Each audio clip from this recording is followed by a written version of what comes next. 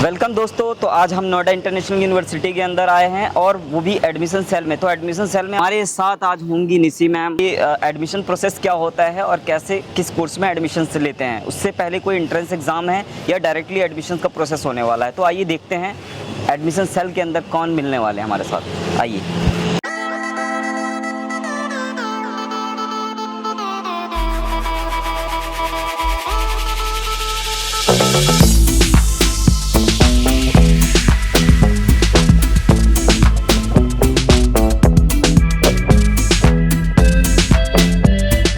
Best college link में फिर से आपका स्वागत है। नोएडा इंटरनेशनल यूनिवर्सिटी के अंदर हम एडमिशन सेल में आए हैं और एडमिशन हेड जो कि निसी मैम हैं। और निसी मैम जो है जितने भी कोर्सेज़ होते हैं उसमें एडमिशन्स के क्या प्रोसेस होने वाले हैं, कैसे एडमिशन्स हम ले सकते हैं, उससे पहले कोई एंट्रेंस एग्ज़ाम है या नहीं है या डायरेक्ट एडमिशन होगा, तो उसकी सारी सभी पे एक बार अपना एक नज़र डालेंगे और सारी डिटेलिंग्स आपको डीपली नॉलेज देने की कोशिश करेंगी। काफ़ी एनर्जेटिक हैं और बहुत टाइम के बाद मैं फ़र्स्ट टाइम मैम से मिला हूँ। बहुत टाइम से बातें हो रही थी एडमिशन की, लेकिन बहुत सारे बच्चे, बहुत सारे पेरेंट्स जो दूर बैठे हुए हैं, जिनको नोएडा इंटरनेशनल यूनिवर्सिटी को लेके बहुत सारे कन्फ्यूजन्स हैं, उस कन्फ्यूजन्स को मैम दूर करेंगी। थैंक यू मैम, आपका स्वागत है बेस्ट कॉलेज लिंक में। अपने व्यूवर्स को, पेरेंट्स को, बच्चों को जो भी है सारी detailing at least Noida international university के बारे में बताइए। देखिए, नोएडा इंटरनेशनल यूनिवर्सिटी एक यूजीसी अप्रूव्ड यूनिवर्सिटी है। ग्रेटर नोएडा और नोएडा एनसीआर में ये स्टेट प्राइवेट यूनिवर्सिटीज़ और टॉप 10 में से एक है। हम लोग टॉप 10 यूनिवर्सिटीज़ में से एक हैं। आपने देखा होगा इस हब में और भी यूनिवर्सिटीज़ हैं, but Noida international university discipline की वजह से, एकेडमिक रिकॉर्ड्स की वजह से एंड प्लेसमेंट अपॉर्चुनिटीज़ की वजह से फेमस है। इसी वजह से हमारे यहाँ एडमिशन जो है वो मेरिट बेस पे हम लोग लेते हैं, एज वेल एज हम लोग सीयूटी काउंसलिंग के थ्रू भी एडमिशन लेते हैं। तो हमारे एडमिशन के एक्चुअली बेसिकली 3 मोड होते हैं। एक तो एंट्रेंस बेस्ड है, जैसे नर्सिंग और पीएचडी के कोर्सेज हमारे पास जो है वो एंट्रेंस बेस्ड है। उनके एंट्रेंस हमारे फरवरी में हम लोग करते हैं। जनवरी से हमारे मोस्टली एप्लीकेशंस फॉर्म ओपन हो जाते हैं। तो हर साल जैसे अब 2024 के जो एप्लीकेशंस हमारे ऑन हुए थे वो जनवरी में ऑन हुए थे। तो अगर किसी बच्चे को अप्लाई करना है तो जनवरी से ही अपना माइंडसेट कर ले, जनवरी से ही वो ऑनलाइन एप्लीकेशन फॉर्म अप्लाई करना शुरू कर दे। मैम रिजल्ट्स तो लेकिन मार्च या अप्रैल या मई में इस तरीके से लीड सिनेरियो भी होता है कि बच्चे के एप्लीकेशन फॉर्म में क्या होता है कि 2 पॉइंट हैं, एक है रिजल्ट डिक्लेयर्ड, एक है रिजल्ट अवेटेड। तो एप्लीकेशन विंडो जो होती है वो एडमिशन लेने के लिए ओपन नहीं होती है। मतलब ये इसका मतलब ये नहीं कि आपका रिजल्ट नहीं आया तो आप अप्लाई नहीं कर सकते हो। अगर आपका रिजल्ट अवेटेड है स्टिल आप प्लानिंग कर रहे हो, क्योंकि जितनी भी बेस्ट यूनिवर्सिटीज़ होती हैं, क्योंकि एनआईयू एक बेस्ट यूनिवर्सिटीज़ में से एक है, तो हमारी एप्लीकेशन विंडो की एक टाइमलाइन होती है। उस टाइमलाइन पे वो क्लोज हो जाती है। तो जितने भी रिजल्ट अवेटेड स्टूडेंट हैं या रिजल्ट डिक्लेयर जिनका हो चुका है या पास आउट स्टूडेंट है, वो जनवरी में अपना एप्लीकेशन अप्लाई कर सकते हैं। एंड एप्लीकेशन के बेस पर हमारी जैसे नर्सिंग है, पीएचडी है, इनके तो हमारे एंट्रेंस बेस्ड एडमिशन है। अदर जो एप्लीकेशंस के लिए अप्लाई में जो एप्लीकेशन का प्रोसेस होने वाला है वो फ्री ऑफ कॉस्ट या कोई चार्जेस है मैम? एप्लीकेशन फीस हमारा फीस है, एप्लीकेशन फीस है 1100। ऑनलाइन अभी है 1125 रुपीज़। ऑफलाइन बच्चे कैंपस में जनवरी में आके अप्लाई कर रहे हैं तो 1100 वो कैश और ऑनलाइन पे कर सकते हैं। Okay ji. एंड इसके साथ एडमिशन के 2 मोड है हमारे यहाँ। जैसे सीयूटी काउंसलिंग आने के बाद हम लोग सीयूटी की लिस्ट में भी रजिस्टर्ड हैं। सीयूटी काउंसलिंग के थ्रू भी हमारे एडमिशन है। एप्लीकेशन में दोनों ऑप्शन दिए हुए हैं। अगर आपको डायरेक्ट एडमिशन लेना है तो आप यूनिवर्सिटी एडमिशन सेलेक्ट कर लीजिए, और अगर आपको सीयूटी काउंसलिंग का वेट करना है तो उसके लिए भी आप सीयूटी काउंसलिंग का ऑप्शन जो है वो टिक करके आप एप्लीकेशन अपना अप्लाई कर सकते हैं। उसके बेसिस पे जो बच्चे काउंसलिंग के थ्रू आना चाहते हैं वो काउंसलिंग के थ्रू आ सकते हैं। उसके लिए हमारी एक मेरिट लिस्ट जनरेट होती है। मेरिट के बेसिस पे हमारी कट ऑफ लगती है, कट ऑफ के बेसिस पे एडमिशन्स होते हैं। डायरेक्ट एडमिशन लेना है तो डायरेक्ट की सीट हमारे पास अलग होती है, सीयूटी काउंसलिंग की अलग होती है।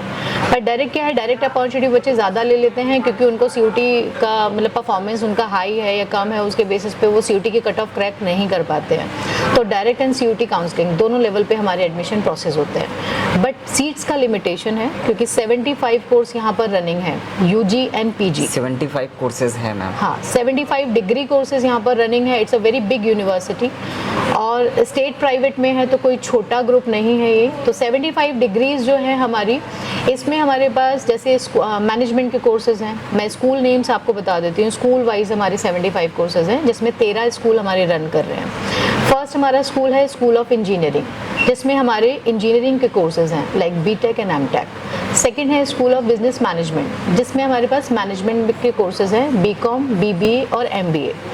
थर्ड है school of allied health science, जो मोस्टली बच्चे जो नीट की तैयारी कर रहे हैं या फिजिक्स, केमिस्ट्री, बायोलॉजी 12th में है, वो बच्चे अलाइड हेल्थ साइंस का ग्रुप बहुत तेज़ी से अप्लाई करते हैं। इसमें हमारे जो कोर्सेज हैं वो हैं बीपीटी, बीएमएलटी, बीएससी रेडियोलॉजी, इसके साथ साथ BSc optometry, BSc operation theatre and technicians, BSc cardiac care technicians. Master degree courses भी इसके अंदर हैं, जैसे एमपीटी है, एमएससी रेडियोलॉजी है। इसके अलावा और भी हमारे पास कोर्सेज हैं, जैसे एमबीबीएस हमारे पास है, बट एमबीबीएस का एडमिशन हमारा नीट काउंसलिंग के थ्रू होता है। इस साल हमारी कट ऑफ जो एमबीबीएस की जा रही है वो 450 प्लस जा रही है। एमबीबीएस की फीस क्या होगी मैम यहाँ पे, अगर बच्चों? सर एमबीबीएस का सेपरेट डिपार्टमेंट है अलग से, और नियर अबाउट अभी 15-16 लाख के आसपास ईयरली फीस हमारी है विद हॉस्टल। क्या बात। उसका हमारा प्रोसेस जो है वो नीट काउंसलिंग के थ्रू है, डायरेक्ट मैनेजमेंट की कोई डायरेक्ट नहीं होगा, डायरेक्ट नहीं है, नीट काउंसलिंग के थ्रू हमारे एमबीबीएस के एडमिशंस हैं। एंड इसके अलावा हमारा सेकंड स्कूल, फोर्थ स्कूल है स्कूल ऑफ साइंसेज, जिसमें हमारे पास बीसीए, एमसीए के कोर्सेज हैं। देन नेक्स्ट इसके बाद हमारे पास है school of applied fine arts. मैं आपको बता देती हूँ, एक्चुअली 75 कोर्सेज हैं तो थोड़ा सा भूलने के चांसेस हो जाते हैं। इस स्कूल्स में स्कूल ऑफ फार्मेसी है, जिसमें हमारे पास बी फार्मा और डी फार्मा के कोर्सेज भी हैं। इसमें बी फार्मा डी फार्मा को लेके थोड़ी सी कंफ्यूजन बनी हुई है, क्योंकि अभी AKTU BT के नोट्स जो है थोड़ा सा डिफरेंट हो गए हैं, तो कॉलेजों में एडमिशन्स लेना बच्चों को जल्दी हो नहीं पाता, क्योंकि एंट्रेंस आ गया है मैम। जी कब के थ्रू ही एंट्रेंस होगा डी फार्मा? यहाँ पर क्या है मैम? हमारे यहाँ डायरेक्ट और CUT काउंसलिंग। CUT काउंसलिंग, हाँ, हम लोग डायरेक्ट एडमिशन लेते हैं। डायरेक्ट एडमिशन में हमें 12th में मिनिमम 50% PCB या PCM सब्जेक्ट 12th में होना चाहिए स्टूडेंट के पास। वो बी फार्मा और डी फार्मा में अप्लाई करने के लिए एलिजिबल होगा। अगर उसे CUT काउंसलिंग के थ्रू आना है तो प्रोसेस मैंने आपको पहले गाइड कर दिया है। फर्स्ट स्टूडेंट को एप्लीकेशन अप्लाई करना। मैम पैरामेडिकल कोर्सेज में एडमिशन्स लेने के लिए बच्चे क्या करते हैं, बहुत डिले कर देते हैं, तो आपकी तरफ से बच्चों को क्या बताना चाहेंगे? कितनी देखो, पैरामेडिकल कोर्सेज में जो बच्चे डिले करते हैं वो स्टूडेंट का अपना डिसीजन होता है, क्योंकि स्टूडेंट को खुद का पता होता है कि वो कितने पानी में है, क्योंकि रिजल्ट उसने दिया है, एंट्रेंस उसने दिया है। So it is my advice to student कि आप अपना ईयर ड्रॉप मत करो, क्योंकि आपका टाइम जो है वो वैल्यूबल है। और कोविड-19 के बाद ये साबित हो चुका है कि समय की बहुत कीमत है। आजकल आपने देखा है कि विश्व युद्ध की कगार पे है पूरा देश और पूरा वर्ल्ड, तो हम कह नहीं सकते हैं, क्योंकि फ्यूचर अनसर्टेन है। बच्चे क्या करते हैं, 2 साल 3 साल नीट की प्रिपरेशन के लिए ड्रॉप करते रहते हैं ईयर बाय ईयर। अगर आपका पहली बार नहीं हो रहा है, इट मीन्स सेकंड बार आपने ट्राई किया, उसके बाद आप ट्राई मत करो, क्योंकि अगेन एंड अगेन ट्राई करने पे आपका ईयर ड्रॉप लगता रहेगा, आपका साल बर्बाद होता रहेगा। हाँ, अगर आपने फर्स्ट पेपर की तैयारी कर ली और अगर आप कॉन्फिडेंट हो, क्योंकि आपको पता है आपने क्या किया है, कितना लिख कर आए हो, आपको पता है कि आप कितने परसेंटेज में हो, सो उसको क्या करना चाहिए, पैरेलली उसको सेकंड ऑप्शन भी रेडी रखना चाहिए। ठीक है, वो नीट की तैयारी करता रहे, लेकिन पैरेलली सेकंड ऑप्शन के लिए अपने एप्लीकेशंस अप्लाई कर दे और कहीं ना कहीं अपनी सीट रिजर्व करके रख ले। तो इससे क्या होगा, जब तक उसका रिजल्ट आता है तो अच्छी जो यूनिवर्सिटीज़ होती है लाइक अस, तो हमारी सीट जो है वो कंप्लीट हो जाती है, उसका ईयर ड्रॉप लग जाता है।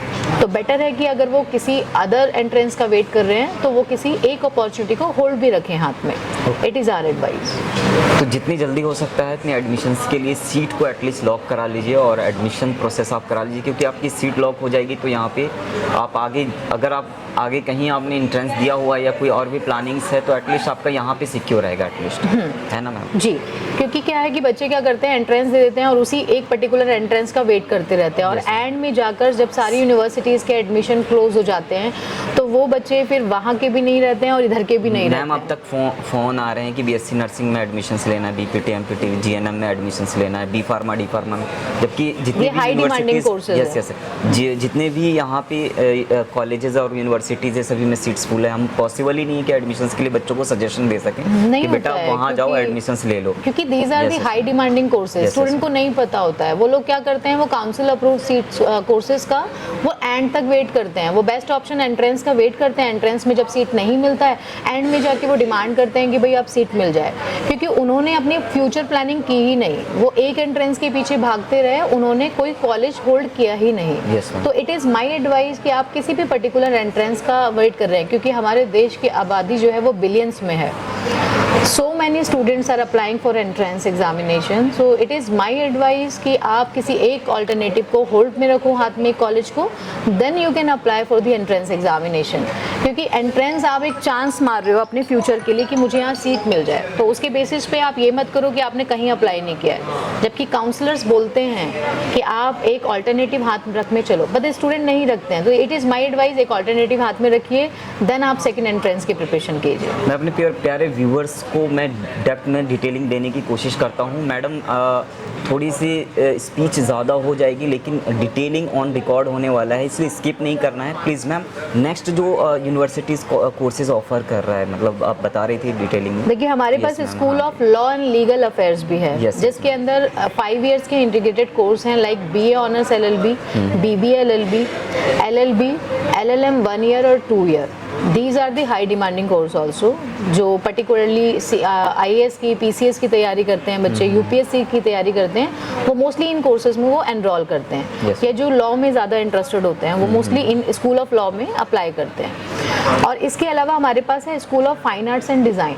इसके अंदर जो आर्ट साइड के स्टूडेंट्स हैं, जो आर्ट्स में कला में बहुत ज़्यादा इंटरेस्टेड हैं, वो लोग इन कोर्सेज को ऑप्ट करते हैं। आफ्टर 12 BFA के लिए अप्लाई करते हैं। BFA 4 इयर्स का डिग्री है। देन इसके बाद मास्टर डिग्री अप्लाई करते हैं, MFA, बी इंटीरियर डिज़ाइनिंग।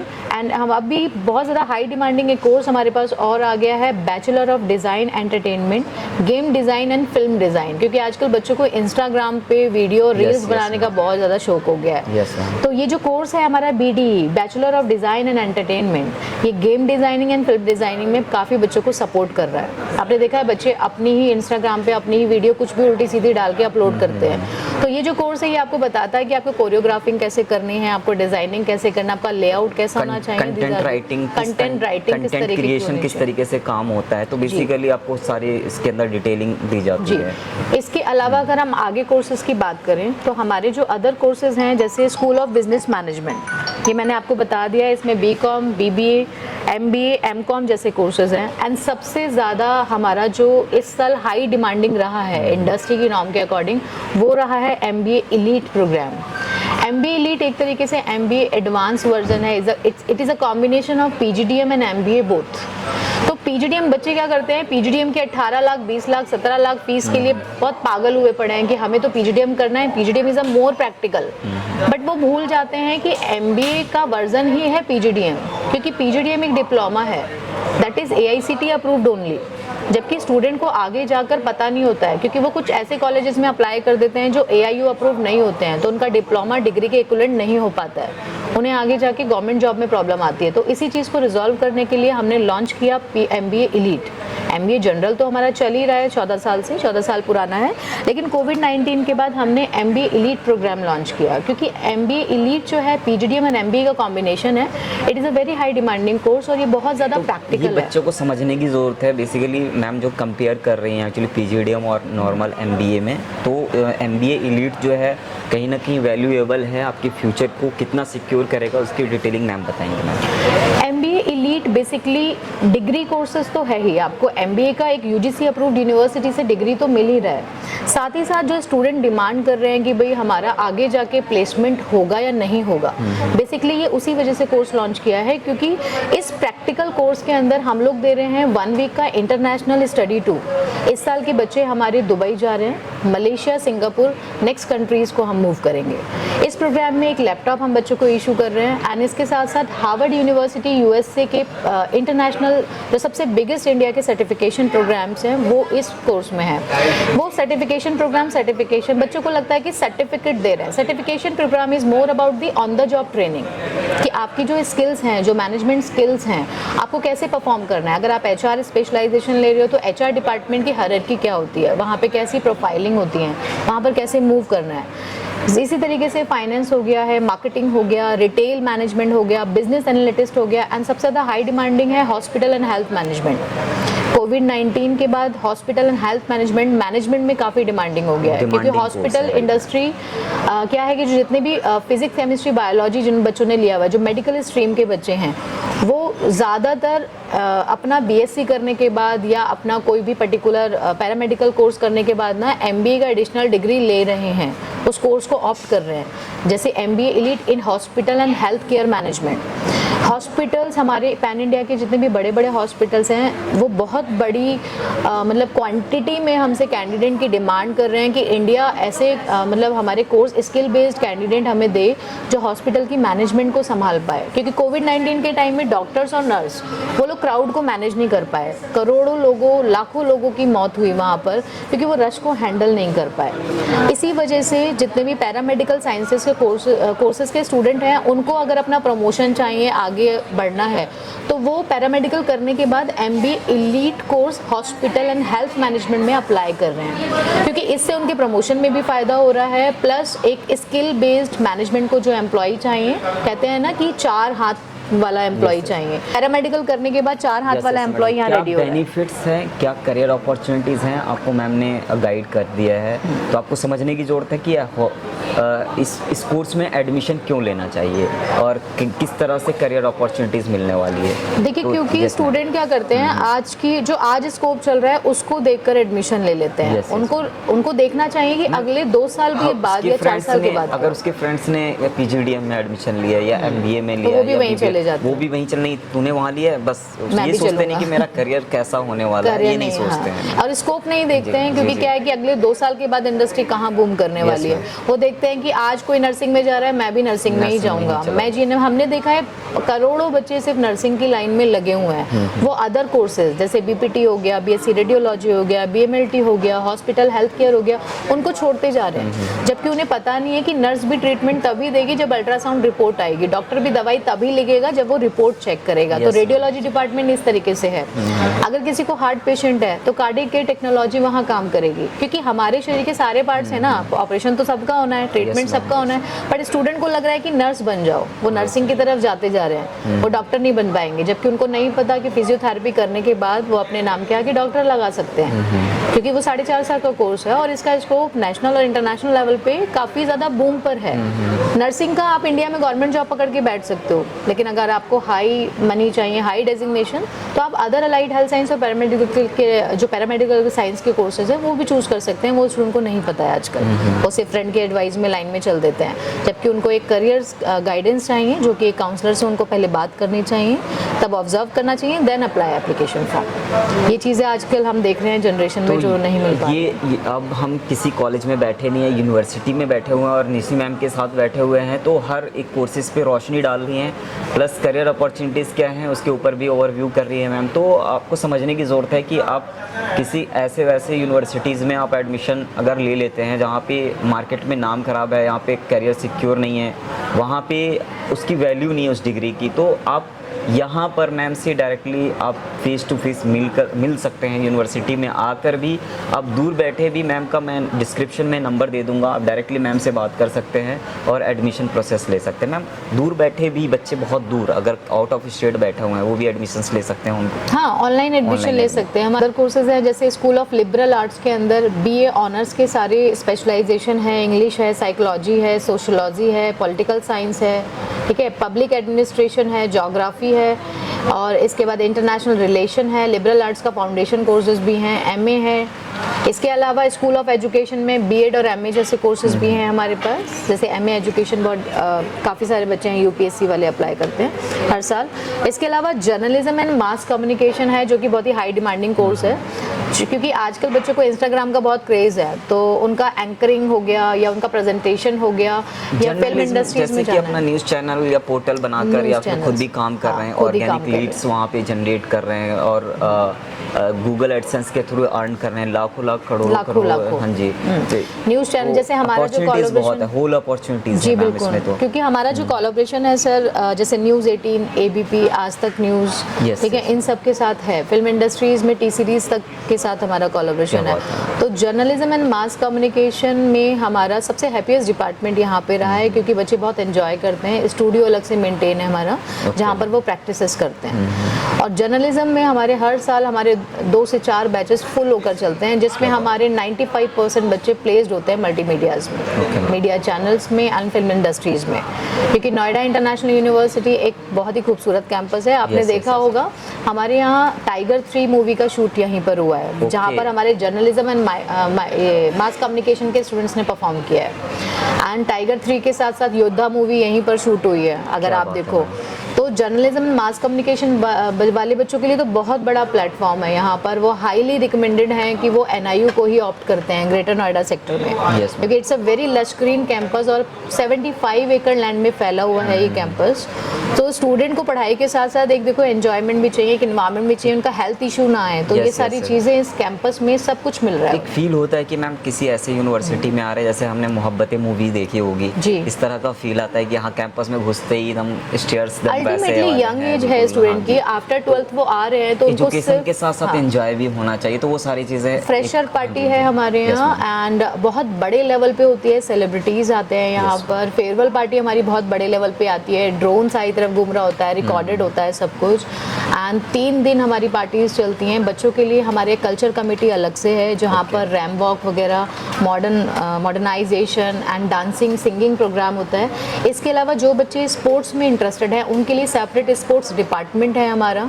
वो अपना फुटबॉल, क्रिकेट जो भी स्पोर्ट्स ज्वाइन करना चाहते हैं, स्टेट लेवल पे, नेशनल लेवल पे एंड इंटरनेशनल लेवल पे हमारे गेम होते हैं। क्या बात है। इसके अलावा जो बच्चे जैसे पुलिस डिपार्टमेंट में जाने में इंटरेस्टेड हैं वो NCC ज्वाइन कर सकते हैं। हमारे NCC डिपार्टमेंट सेपरेट है, NCC ज्वाइन कर सकते हैं। उसके आगे जाके गवर्नमेंट जॉब में रिलैक्सेशन मिल जाता है। मैंने अभी तक ये देखा है, बहुत सारे ऐसे बच्चे हैं। आज़ाद सर ये बताइए कि मुझे इस कॉलेज में एडमिशन लेना है, इस यूनिवर्सिटी में एडमिशन लेना है, स्पोर्ट्स की फैसिलिटीज़ क्या है? स्पोर्ट्स के दीवानों के लिए स्पेशली एक डिपार्टमेंट है यहाँ, डिपार्टमेंट है हमारा अलग से डिपार्टमेंट है। स्पोर्ट्स डिपार्टमेंट हमारा अलग से है, NCC डिपार्टमेंट हमारा अलग से है, प्लेसमेंट डिपार्टमेंट हमारा अलग से है। बहुत बड़ी सेपरेट टीम है जो कंपनीज की हायरिंग एंड कंपनीज के लिए बहुत बड़े लेवल पे यहाँ पर रिक्रूटमेंट करती है, सिलेक्शन करती है। एंड कंपनीज को भी हम लोग सैग्रीगेट करते हैं कि भाई मिनिमम 5 लाख, क्योंकि पर्टिकुलर अलग अलग कोर्स का पैकेज है, तो हम देखते हैं कि भाई मिनिमम इस पैकेज से नीचे वाली कंपनीज को हम एंटरटेन नहीं करेंगे, क्योंकि उससे कम वाली कंपनी को एंटरटेन करेंगे तो प्लेसमेंट डाउन हो जाएगा हमारा। तो हम वो चीज़ उसको रेक्टिफाई करते हैं। प्लेसमेंट में हमारी जो मल्टीनेशनल कंपनीज हैं, तो मल्टीनेशनल कंपनीज में जैसे जेनपेक्ट है, अब बीटेक वाले बच्चों की डिमांड रहती है। माइक्रोसॉफ्ट, देखो माइक्रोसॉफ्ट और गूगल जो है वो ऑनलाइन रिक्रूटमेंट करती है, वो किसी भी कैंपस में डायरेक्ट नहीं जाती है। IBM से हमारा कोलैबोरेशन है, जेनपेक्ट से हमारा कोलैबोरेशन है, ठीक है। बैंकिंग सेक्टर में ICICI बैंक है, HDFC बैंक है, येस बैंक है। इसके अलावा HR में अगर हम बात करें तो मैनपावर हमारे साथ है, टाइम्स हमारे साथ है, नौकरी हमारे साथ, naukri.com हमारे साथ है। तो इस तरीके से मैं सारी कंपनीज के नाम नहीं बता पाऊंगी। तो हमारे पास मल्टीनेशनल कंपनीज में 100+ कंपनीज की लिस्ट है, जो यहाँ पर हमारा प्लेसमेंट सेल डिपार्टमेंट अलग से उस पर काम करता है। आपका ग्रूमिंग सेक्शन अलग से चलेगा एंड सारे जितने भी 75 कोर्सेज हैं उसमें हमारी एक फॉरेन लैंग्वेज है, जर्मन और फ्रेंच, वो हमने ऑल कोर्सेज में स्टूडेंट के लिए कंपलसरी किया हुआ है। एक इंटरनेशनल लैंग्वेज सभी कोर्सेज में स्टूडेंट के लिए कंपलसरी है। इसी के साथ साथ प्लेसमेंट अपॉर्चुनिटी में हम अनलिमिटेड इंटरव्यू अटैम्प्ट स्टूडेंट को देते हैं, जिसमें हमारा कोई लिमिटेशन नहीं है कि भाई आप 5 अटैम्प्ट करोगे या 10 अटैम्प्ट करोगे उसके बाद हम आपको इंटरव्यू नहीं कराएंगे, ऐसा नहीं है। प्लेसमेंट असिस्टेंस 100% है यहाँ पर, अंटिल जब तक आपका प्लेसमेंट नहीं होता है। प्लेसमेंट सेल आपका नहीं होता है, यहाँ पे मैं रोकने की कोशिश करूँगा, जब तक नहीं होता है, क्योंकि बहुत सारे कॉलेजेस और यूनिवर्सिटीज़ के टाइम्स है वो 1st, 2nd एंड 3rd, आप नहीं बैठेंगे तो आपको एंटरटेन भी नहीं करेंगे। लेकिन मैम ने ये बोला जब तक नहीं होता है तब तक। हमारे यहाँ जो प्लेसमेंट है असिस्टेंस वो अनलिमिटेड है, अंटिल यहाँ पर कोई अटैम्प्ट्स के नंबर्स नहीं हैं। जब तक बच्चे का प्लेसमेंट नहीं होता है तब तक हम उसको इंटरव्यू अटैम्प्ट देते हैं। अगर कहीं पे इंटरव्यू फेस करने में उसको प्रॉब्लम आ रही है, उसके लिए personality development classes, grooming classes अलग से ऑर्गेनाइज होती हैं।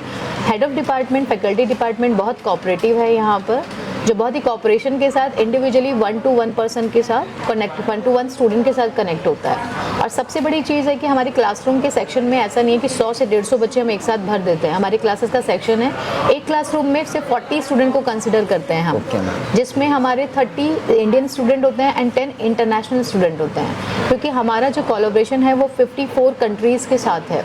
तो डोमेस्टिक के साथ साथ इंटरनेशनल स्टूडेंट भी यहाँ पर हैं। तो एक ही क्लासरूम में जब डोमेस्टिक और इंटरनेशनल दोनों का कॉम्बिनेशन बैठता है तो एक इंटरनेशनल एक्सपोजर के साथ स्टूडेंट को एक बहुत बड़ा बेनिफिट होता है। वो एनवायरनमेंट ही अलग होगा। जैसे आप यहाँ पे किसी कॉलेज या यूनिवर्सिटीज़ में अगर जाएँ तो वहाँ पे इस तरह का एक्सपोजर मिलता नहीं है कि इंटरनेशनल बच्चे भी यहाँ पे पढ़ रहे हैं जी, और उनका कम्युनिकेशन लेवल, उनका स्किल्स, अपना वो एक्सपीरियंस लेकर आते हैं, जो कि यहाँ जो इंडियन बच्चे हैं उनके साथ शेयर करते हैं। वो कहीं ना कहीं एक माहौल वेरी डिफरेंट मैम, क्योंकि बहुत सारी हमारी कंट्रीज़ में बहुत सारी फैमिलीज़ हैं जो इंटरनेशनल लेवल पे बच्चों को अकेले नहीं भेजती है। तो यहाँ जो इंटरनेशनल स्टूडेंट होते हैं वो अपना कल्चर शेयर करते हैं। इसी तरीके से कल्चर कमेटी होती है, हमारा साग डे बहुत बड़े लेवल पे हमारा मनाया बिल्कुल अभी जाता है। इंटरनेशनल की बात कर रहे थे, तो यहाँ पे पीछे कैमरा भी मूव कीजिएगा। यहाँ इंटरनेशनल स्टूडेंट आपको दिखेंगे यहाँ इंटरनेशनल पर। स्टूडेंट बैठे हुए हैं जिनकी काउंसलिंग हो रही है प्रॉपर। ऐसे एक बार अच्छे से घुमा दीजिए, इसकी वजह से व्यूवर्स को एटलीस्ट समझ में आए कि हम जो बोल रहे हैं वो सच ही बोल रहे हैं। यहाँ पे एडमिशंस हो चुके हैं, ये दे आर रिपोर्टिंग एक्चुअली, अभी रिपोर्टिंग स्टार्ट हो रिपोर्टिंग चुकी के है। लिए है ना हाँ। मैम।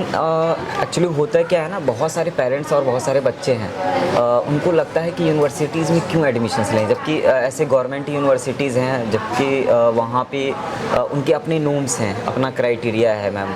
और बच्चों को और पेरेंट्स को ऐसा लगता है कि यूनिवर्सिटी में बेटा एडमिशन मत लो, वहाँ पे करियर सिक्योर नहीं है, इमेज ख़राब है। तो अपना नोएडा इंटरनेशनल यूनिवर्सिटी को लेके आपका क्या पॉइंट ऑफ व्यू है, जो उन बच्चों को क्लियर हो जाए कि एटलीस्ट हाँ देखिए, यहाँ पर एडमिशन्स लेके सबसे कितना बड़ा सिक्योर है पॉइंट बच्चा। तो ये होता है Yes, yes, कि ma'am. आपकी यूनिवर्सिटी के पिलर कौन है। Yes ma'am. तो यूनिवर्सिटी के हमारे जो पिलर हैं काफ़ी एजुकेटेड हैं, स्ट्रॉन्गेस्ट पर्सन हैं एंड डिसिप्लिन, क्योंकि क्या है कि discipline is the key of success life. Yes sir. तो हमारा सबसे पहला होता है, क्योंकि जिसकी लाइफ में डिसिप्लिन नहीं होता है ना, वो कभी सक्सेस नहीं करता। तो नोएडा इंटरनेशनल यूनिवर्सिटी सबसे पहले डिसिप्लिन की वजह से जानी जाती है, क्योंकि हमारे जो चेयरमैन सर हैं वो हैं doctor Devesh Kumar Singh. Devesh sir is a MBBS doctor और बहुत ही एजुकेटेड पर्सन है, बहुत ही सुलझे हुए पर्सन है। अपने हर एम्प्लॉय से, अपने हर स्टूडेंट से वो 1-to-1 मीट करते हैं, कोई भी प्रॉब्लम होती है। तो सबसे बड़ी चीज़ है, यहाँ पर गैप नहीं है चेयरमैन सर एंड स्टूडेंट का, मतलब एक अथॉरिटी का और स्टूडेंट का गैप नहीं है। मैम ये बहुत बड़ी बात होती है कि पता चलता है कि किसी भी यूनिवर्सिटीज़ और कॉलेजों के अंदर चेयरमैन सर का पता ही नहीं होता है, या फिर यहाँ पे आप बता रहे डायरेक्ट इंटरेक्शंस हैं बच्चों से। ये बहुत अच्छी बात है कि आपको NIU में ये आपको ये अपॉर्चुनिटीज़ मिल सकती है। हम लोग ने एक चेयरमैन सर ने एक्चुअली एक रेड कलर का QR कोड लाइब्रेरी पे और हर सेक्शन में लगाया हुआ है। किसी भी बच्चे को डायरेक्टली कोई प्रॉब्लम है तो वो अपने मोबाइल से स्कैन करे और अपनी डायरेक्ट प्रॉब्लम वहाँ पर डाल दे, तो वो डायरेक्टली उसको वॉच करते हैं। सबसे पहला पॉइंट यहाँ पे एडमिशन लेने का ये है कि कोई गैप नहीं है। Second thing, safety point of view and discipline and respect और रैगिंग फ्री कैंपस है। हमारे जो वाइस चांसलर सर हैं वो है doctor Vikram Singh. Doctor Vikram Singh sir, he is a retired director general of police from UP। तो अपने टाइम के आप उनकी लिंक्डइन प्रोफाइल उठा के देखिएगा, बहुत ही स्ट्रिक्ट और बहुत ही ऑनेबल वाइस चांसलर हैं हमारे यहाँ के। तो 1-to-1 इंटरेक्शन उनके साथ हर स्टूडेंट का है, यहाँ कोई गैप नहीं है। और सबसे बड़ी चीज़ है कि फीमेल कैंडिडेट, क्योंकि पैन इंडिया की हज़ारों बच्चियाँ यहाँ पढ़ने आ रही हैं, तो पेरेंट्स का कंसर्न होता है। और किसी बच्चियाँ भी हैं, बच्चे भी हैं, क्योंकि किसी पेरेंट्स का एक ही औलाद है तो उसको टेंशन होता है भी मेरा एक ही बेटा है, एक ही बेटी है, तो वो सेफ रहेगी नहीं रहेगी। तो एक तो रैगिंग फ्री कैंपस है, सेफ्टी कंसर्न है कि एक ही मेन गेट है यूनिवर्सिटी का। अगर लेक्चर से पहले कोई बच्चा बाहर जा रहा है तो उसके लिए अलाउ करते हैं कि वो अपने डायरेक्टर, डीन, HOD से गेट पास लेगा तभी बाहर जाएगा। क्लास से पहले या क्लास के बाद बच्चों को अथॉरिटी नहीं है कैंपस छोड़ के बाहर जाने की। बसेस सर्विस लगी हुई हैं, बच्चे अपनी बसेस सर्विस लेते हैं, हॉस्टल की बसेस टाइम पे पहुंच जाती हैं। तो सेफ्टी पॉइंट ऑफ व्यू पूरा है, रैगिंग फ्री कैंपस है। कैंपस के अंदर 4 बच्चे खड़े होकर अगर तेज़ आवाज़ में भी बात करते हैं तो CCTV फुटेज पूरे कैमरे में है। तो यहाँ पर बच्चों पे वॉच किया जाता है, पर्टिकुलरली इंडिविजुअली। ऐसा नहीं है सिर्फ सिक्योरिटी गार्ड देखेंगे, हम लोग भी निकल रहे होते हैं तो हम लोग को भी राइट है कि हम यहाँ पर स्टूडेंट्स को वॉच करें। और पर्टिकुलर किसी को प्रॉब्लम होती है तो यहाँ के हर एम्प्लॉय इंडिविजुअली लेवल पे उसको ट्रीट करता है। तो इस कैंपस का सबसे बड़ा बेनिफिट है कि यहाँ पर इग्नोरेंस नाम की चीज़ नहीं है। इग्नोरेंस पे एम्प्लॉय पे भी, फैकल्टी पे भी, स्टूडेंट पे भी सीधा इश्यू है। अगर स्टूडेंट, क्योंकि कुछ स्टूडेंट भी ऐसे होते हैं कि देखो कुछ तो होते हैं बहुत ज़्यादा डिसिप्लिन वाले होते हैं, कुछ होते हैं जो बात नहीं मानते हैं फैकल्टी की भी। तो हमने स्टूडेंट के लिए भी रूल्स बनाए हुए हैं जिससे वो डिसिप्लिन में रहते हैं। एकेडमिक्स में भी रूल हैं, फैकल्टीज़ के लिए भी रूल हैं, वो अपनी क्लासेस टाइम पर लेते हैं, पूरी अटेंडेंस होती है क्योंकि सारे रेगुलर कोर्सेज हैं और 75% मिनिमम अटेंडेंस क्राइटेरिया है, which is all the student have to follow. वो करना ही है सबको फॉलो। तो और थर्ड है हमारी वाइस चांसलर मैम है doctor Uma Bhardwaj ma'am. She is a gold medallist in biotechnology field and she is very strict and very good in by nature, by female, मतलब फीमेल एम्प्लॉयज़ के लिए, फीमेल स्टूडेंट्स के लिए और students के लिए वो बाय हार्ट काम करती हैं यहाँ पर। और मैंने देखा है कि वो डिसिप्लिन में बहुत अच्छी हैं और इस वजह से यहाँ पर क्या है कि जो हमारे 3 पिलर्स हैं वो सीरियस हैं अपने स्टूडेंट्स को लेकर भी एंड डिपार्टमेंट को लेकर भी। तो एम्प्लॉय, क्योंकि जहाँ पर एम्प्लॉय सेटिस्फाई होता है वहाँ पर स्टूडेंट जोन अपने आप सेटिस्फाई होता है। तो हमारे रूल्स एंड डिसिप्लिन थोड़े टाइट्स हैं एनआईयू को लेकर, इसीलिए यहाँ पर हम लोग ज़्यादा मात्रा में, क्योंकि हर साल 15 से 20,000 बच्चा एडमिशन लेता है यहाँ पर, इतना क्राउड है, उसके लिए हमें डिसिप्लिन मैनेज करना पड़ता है। Yes yes. तो इसीलिए हाई डिमांडिंग है। एडमिशन लेने के लिए बच्चे सीयूटी काउंसलिंग और मेरिट डायरेक्ट बेस पे यहाँ पर आते हैं, वो अपने आप, क्योंकि हम लोगों को कोई मार्केटिंग करने की जरूरत नहीं है, we are already UGC approved. तो लास्ट में मैम अपने जो प्यारे प्यारे व्यूवर्स और बच्चे देख रहे हैं और उनको क्या आप सजेस्ट करना चाहेंगे एनआईयू के लिए? मैं सिर्फ यही सजेस्ट करूंगी कि राइट टाइम पे राइट डिसीजन लीजिए, पर डिसीजन लेने से पहले किसी सीनियर से या किसी एडवाइज़र से या किसी काउंसलर से या डायरेक्टली यूनिवर्सिटी आप विजिट करके यस मैम। आप विजिट लीजिए। इधर से किसी से सुनकर आप अप्लाई ऑनलाइन पेमेंट्स बच्चे कर देते हैं, या कहीं पे भी कोई लिंक चला गया वहाँ से पेमेंट कर देते हैं, दैट इज़ रियली बैड। आप यूनिवर्सिटी विजिट कीजिए, आपको कांटेक्ट करना है, आप हमारे रजिस्टर्ड, जैसे मिस्टर आज़ाद सर हमारे रजिस्टर्ड चैनल पार्टनर हैं, आप इनके साथ कांटेक्ट कीजिए, they will advice, he will advice. और स्पेशली मैम से रजिस्टर्ड कौन हो सकता है, तो आप मैडम का एक नंबर होगा, ज़रूर आप उनको फॉलो कीजिएगा। वहाँ पे अगर मैम हो सकता है मैम का एंगेजमेंट कुछ ज़्यादा होगा, क्योंकि बच्चे बहुत सारे आते हैं, लाइन लगी होती है। आप व्हाट्सअप कीजिए, व्हाट्सअप पे रिप्लाई आता Yes, है yes, तुरंत, yes. क्योंकि अभी थोड़ा सा पीक टाइम चल रहा है, रिपोर्टिंग हाँ जी, टाइम हाँ है, जी, तो हाँ हम लोग भी बहुत ज़्यादा एंगेज हैं। पर डोंट वरी, आपको नेक्स्ट 24 आवर्स में रिवर्ट मिल जाएगा। रिवर्ट मिल जाएगा। जी। तो कोई भी क्वेरी हो तो आप मैडम से डायरेक्टली कांटेक्ट में आ सकते हैं और एडमिशन्स ले सकते हैं। Thank you.